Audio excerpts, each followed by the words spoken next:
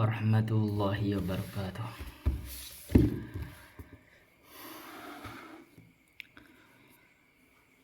Alhamdulillahil malikil haqqil mubin alladzi akmalad dina wa wadahat tariqal mustabin.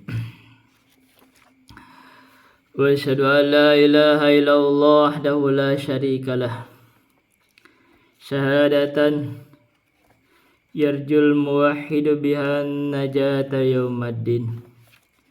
Wa asyhadu anna Muhammadan abduhu wa rasuluh sayyidul anbiya'i wal mursalin wa ala alihi wa sahbihi wa man tabi'ahum bi ihsanin ila yaumiddin, amma ba'du. Hadirin rahimani wa rahimakumullah. Kita akan bahas usul fikih dan saya mungkin akan mempersingkat. Dan sekarang saya majukan ini jam 4. Saya ada komitmen insya Allah untuk membaca atau melakukan kajian di YouTube nih setiap hari. Walaupun saya kadang-kadang ada kesibukan. Hari ini saya akan melakukan perjalanan ke Purwakarta. Semoga dilancarkan. Ada kepentingan. Tapi ya, istiqomah itu yang membuat kita itu akan berbeda dari orang lain. Istiqomah itu yang membuat kita itu akan menjadi seseorang. Dan istiqomah itu yang paling berat. Sehingga saya berkomitmen insya Allah untuk istiqomah kalau sudah mengambil sesuatu yang sudah dikerjakan. Nah, ini adalah yang insya Allah kita akan jaga. Itu untuk melakukan kajian setiap hari yang disiarkan di YouTube ini, sehingga ada manfaat untuk saya pribadi, yaitu akan menambah keilmuan, memperkokoh keilmuan, dan ada manfaat kepada yang menyimak akan bertambah dengan keilmuannya. Begitu. Sebelumnya kita akan kasih sisipan yang singkat. Yang pertama adalah saya melihat ada video. Video itu adalah isinya itu kolam begitu, terus pakai patung-patung gitu dihias segala macam. Katanya kalau yang ngasih uang itu mendapatkan keberkahan. Banyak orang ngasih uang gitu, banyak uang koin itu dipisah-pisah. Ya yang berkah yang punya kolam gitu kan, itu hati-hati. Satu, kebodohan umat ini ada satu.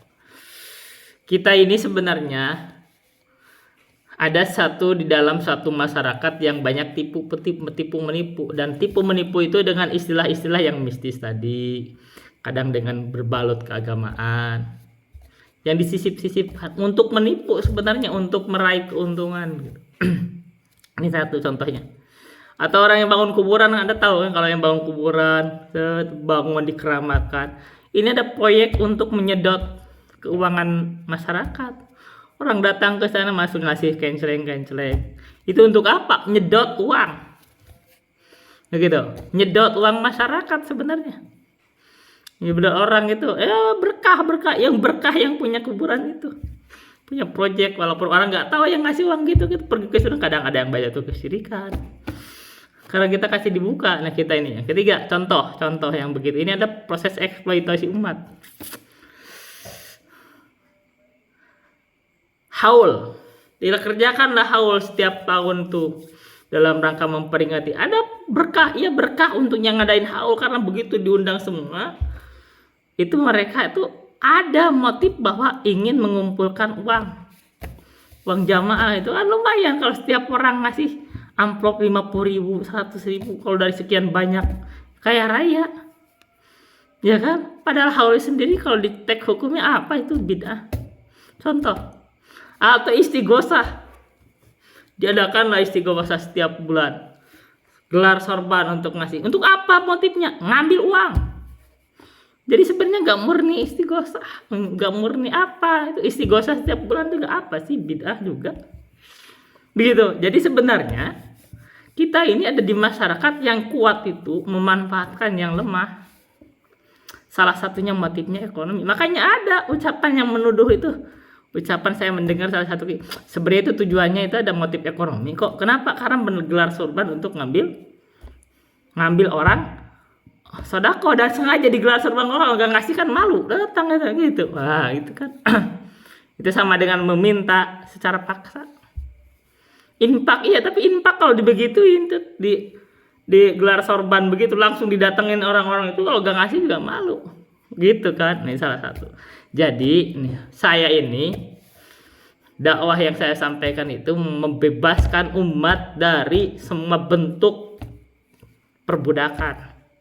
Bahkan guru kita itu tidak mutlak untuk harus diikuti gitu. Saya ini tidak mutlak untuk diikuti. Silahkan aja kalau nggak ikut saya. Kalau ada pendapat yang lebih kuat gitu.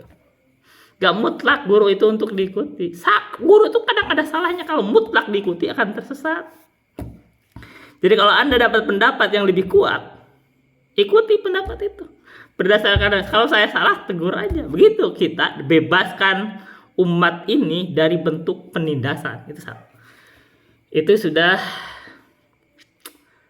sisipan yang pertama. Ini ada banyak bentuknya, tapi intinya ada bentuk eksploitasi semua gitu.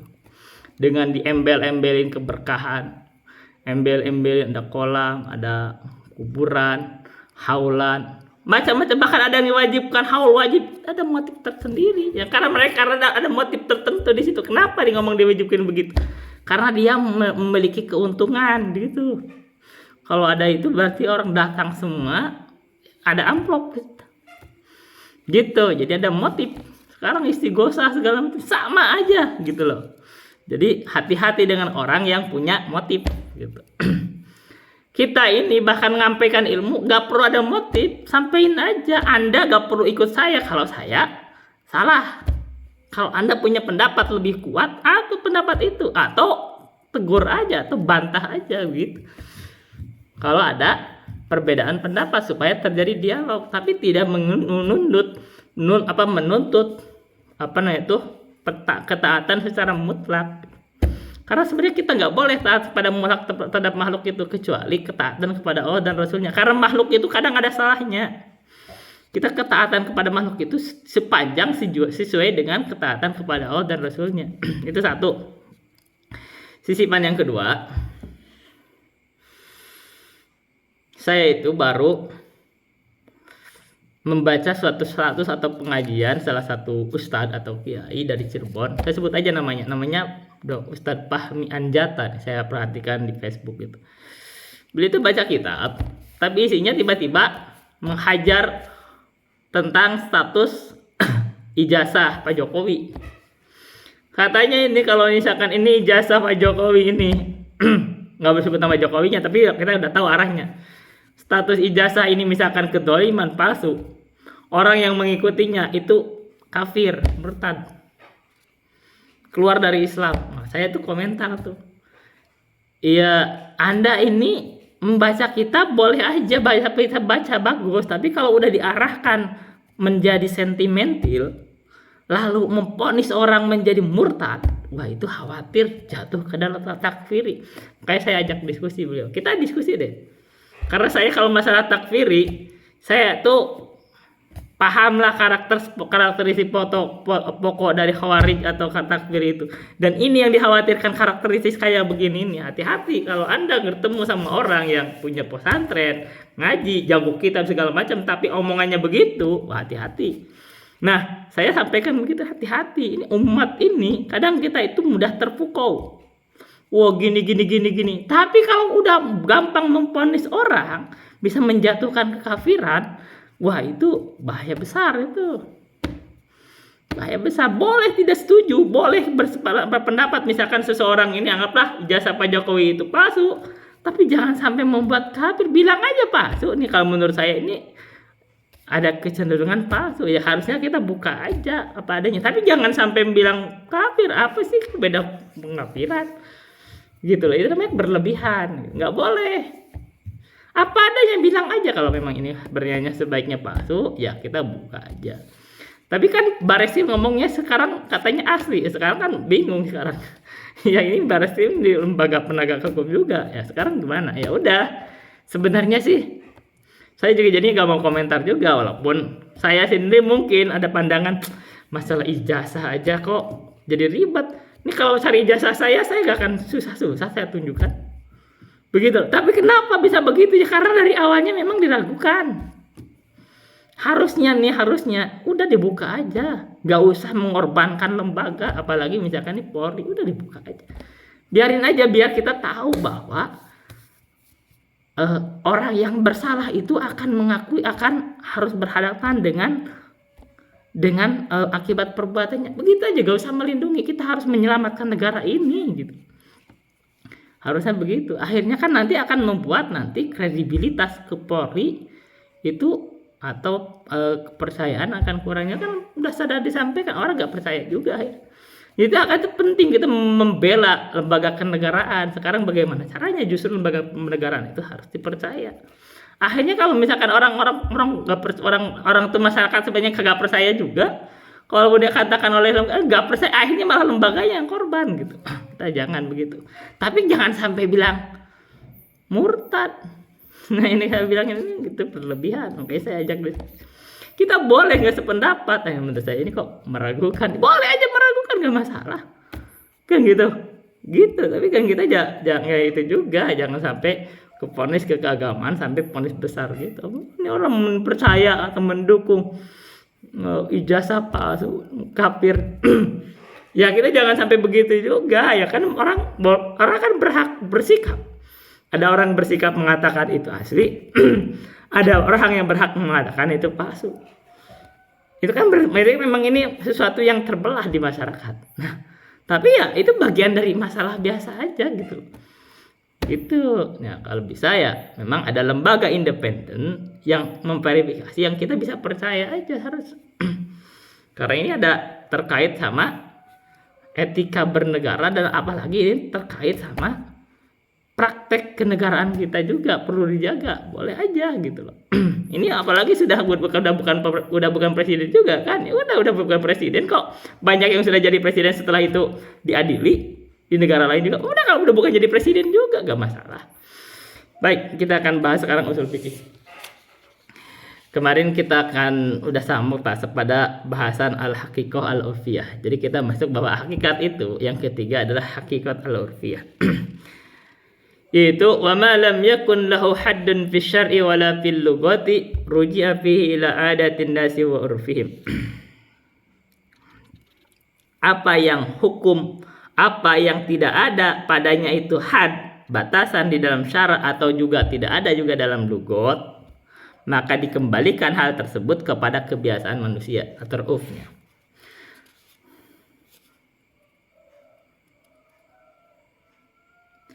Wa qad yusarrihu syari'u birja'i hadhihi al-umuri ila al-ma'rufi ila al-urfi. Dan kadang syari atau Allah itu sudah menjelaskan, atau bukan, nggak usah kadang-kadang, bahkan aja kita bahkan ya, bahkan benar-benar boleh juga, bisa kadang juga gak masalah. Terserah mau bawa kemana. Wa qad yusarrihu syari'u, dan Allah sudah menjelaskan atau memperjelas dengan mengembalikan masalah ini kepada urf. Jadi bukan hanya kadang-kadang, ini udah benar mempertegas. Jadi kodnya bisa qad li tahqiq. Dan sungguh Allah sudah menjelaskan tentang pengembalian masalah ini kepada urf, kal amri bil ma'ruf, seperti perintah untuk memerintahkan kepada yang ma'ruf, wal muasyarati bil ma'ruf. Ini kalimatnya tuh begitu. Dan ada kalimat Allah perintahkan untuk muasyarah bil ma'ruf, melakukan hubungan suami istri atau misalkan bergaul dengan suami istri itu bil ma'ruf wa nahwihima. Jadi kalimat-kalimat ma'ruf di dalam Al-Qur'an itu maksudnya kembalikan kepada urf atau kebiasaan manusia. Fahfad hadhil usul allati yadurru ilaiha al-faqihu fi kulli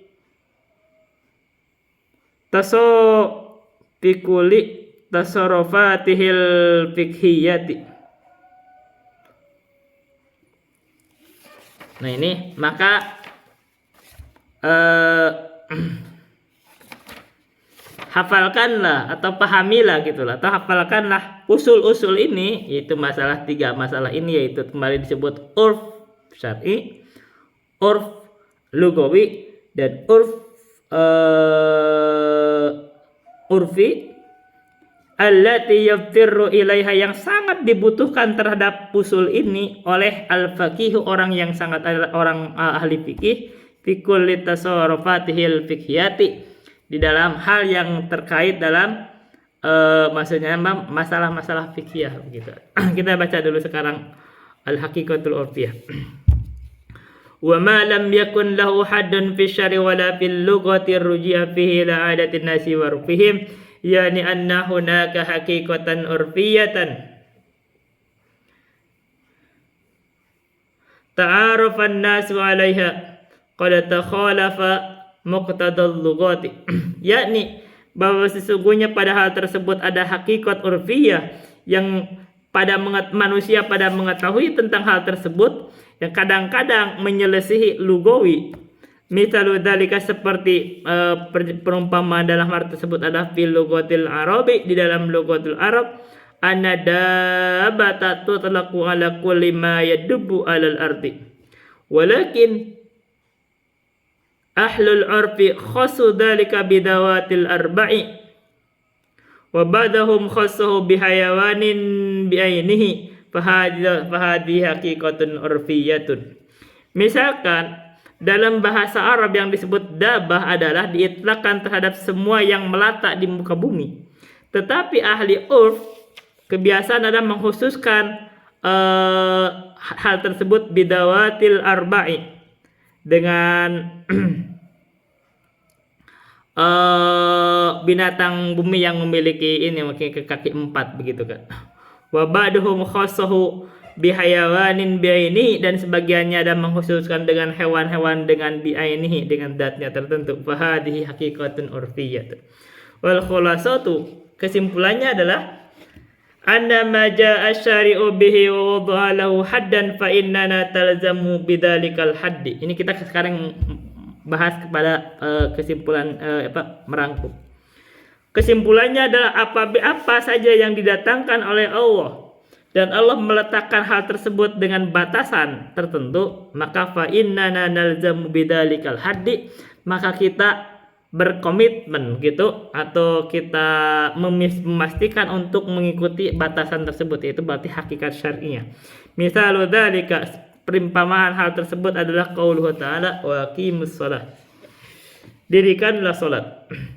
Hada mutlaqun, ini adalah mutlak. Jadi misalkan ada aqimus shalah, ini mutlak. Nah, tapi dijelaskan tsumma ja'at nas-sunnatu bi bayanin annaha khamsu salawatin.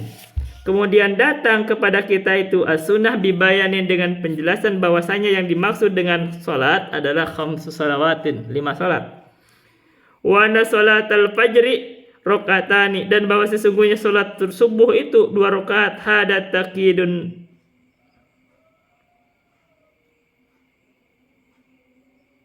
wa haddun, ini adalah takyid dan ini adalah batasan. Fama ja'a min al-fadhi syar'i mutlaqan narji'u fiha ila syar'i hal quyyidatil kal alfadu. Maka apa saja yang datang dari lafaz-lafaz syar'i secara mutlak, maka kita kembalikan di dalam alfaz tersebut kepada syar'i. Apakah ada kaidah dari lafaz-lafaz tersebut, apakah yang mutlak itu maksudnya dibawa apakah ada kaidahnya sehingga kita bisa bawa mutlak kepada muqayyad, gitu maksudnya. Fa idza lam najid fi syari' taqidan laha raja'na ila lughatil arabi. Kalau di dalam syari' itu tidak ada takyidnya, maka kita kembalikan kepada lughatil arab, kepada lughat bahasa Arab. Fa idza lam najid lafdha lil lafdi taqyidan la fi syar'i wala fil lughati fa innana narji'u ila a'rafin nasi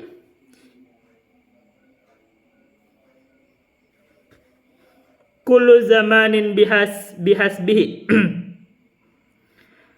Maka bila mana kita tidak temukan lafaz itu yang mentakyid, tidak pula di dalam syariat dan tidak pula dalam bahasa, maka kita kembalikan kepada ila a'rafin nasi, kepada urf manusia. Ila a'rafin nasi kullu zamanin bihasabihi.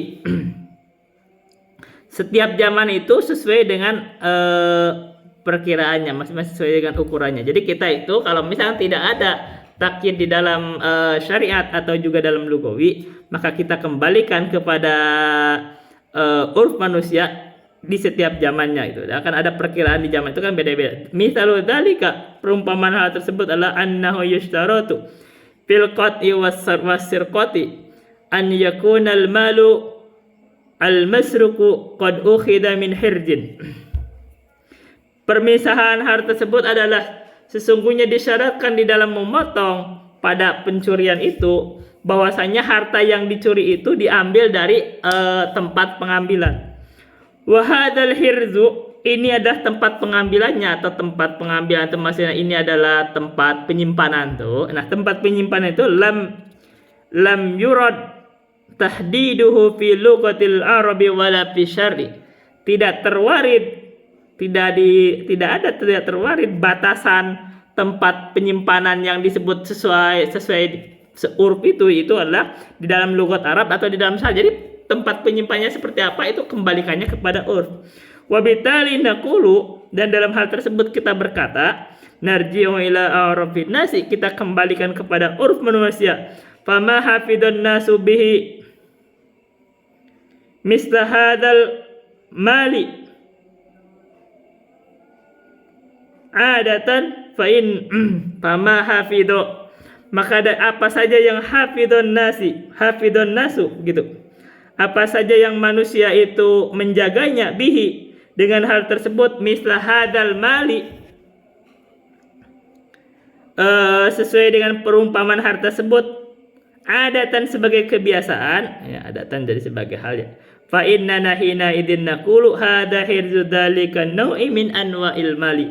Kita berkata ini adalah tempat penyimpanan dari jenis harta tersebut. Jadi kalau misalkan kita nyimpen emas, di mana manusia biasa nyimpen emas? Dia ada kotaknya disimpan di kamar misalkan. Nah, itu begitu. Jadi kalau orang nyimpen emas terus disimpan di kamar di ruang depan, di misalkan di diletakkan di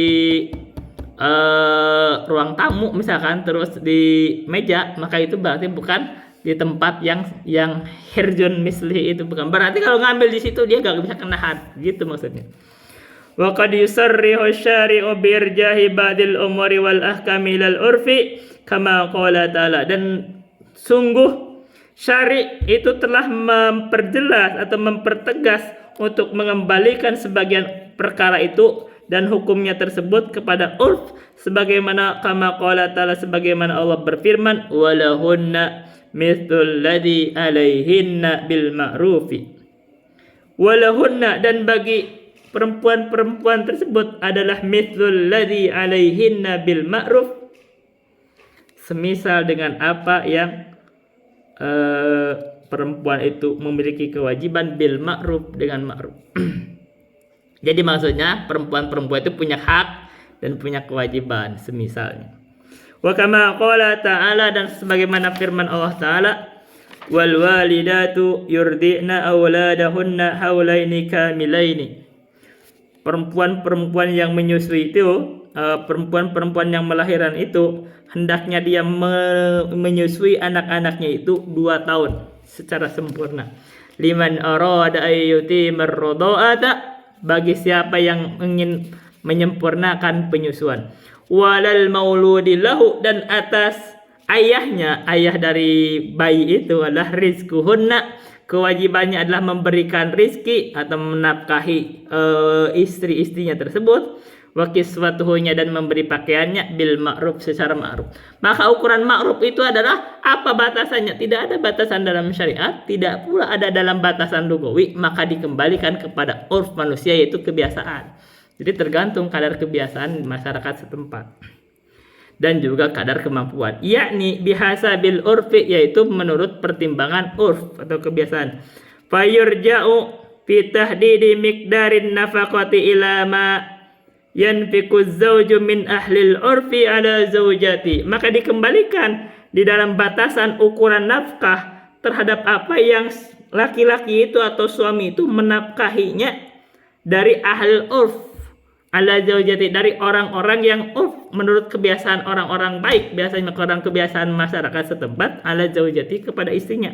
Wa hunaka masailu katsiratun atlaqa syari'u yarji'u fiha ilal urfi. Dan dalam masalah tersebut, dalam hal tersebut ada masalah-masalah yang banyak yang syari itu memutlakkan untuk mengambil kebalikannya kepada urf. Ini adalah pembahasan tentang urf itu. Ini ada juga dalam pembahasan kaidah fikih. Itu di dalam kaidah fikih yang disebut wal urfu ma'mulun bihi idza warad hukm syar'i syari hukm idza warad wal urfu ma'mulun bihi idza warad hukmum minasyari syari filam yuhad. Jadi urf itu katanya makmulun bihi digunakan idza warad bila mana ada hukmum minasyari syari ilam hukum dari syariat itu lam yuhad belum ada batasannya, maka kembalikan kepada urf. Dan itu aja pembahasan lain dan masalah pembahasan al-adah mahkamah. Ini kaidah besarnya itu adah itu mahkamah. Jadi kebiasaan itu adalah hukum yang berjalan.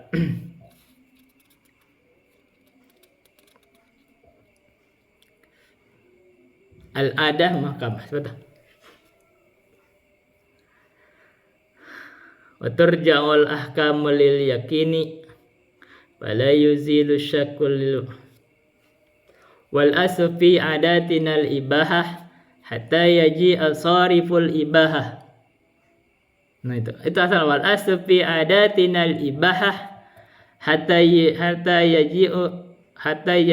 sariful ibah. Asal di dalam adat kita itu katanya ibahah boleh sampai datang yang memalingkannya. Nah, tapi pembahasan yang tegasnya tadi adalah pembahasan bahwa kalau batasan di dalam syariat belum ada, batasan di dalam bahasa juga tidak ada, maka kembalikan kepada urf, yaitu wal urfu ma'mulun bihi idza warad hukmu minasyar'i syari'i lam yuhad. Itu aja yang bisa saya sampaikan. Billahi taufiq wal hidayah. Wassalamualaikum warahmatullahi wabarakatuh.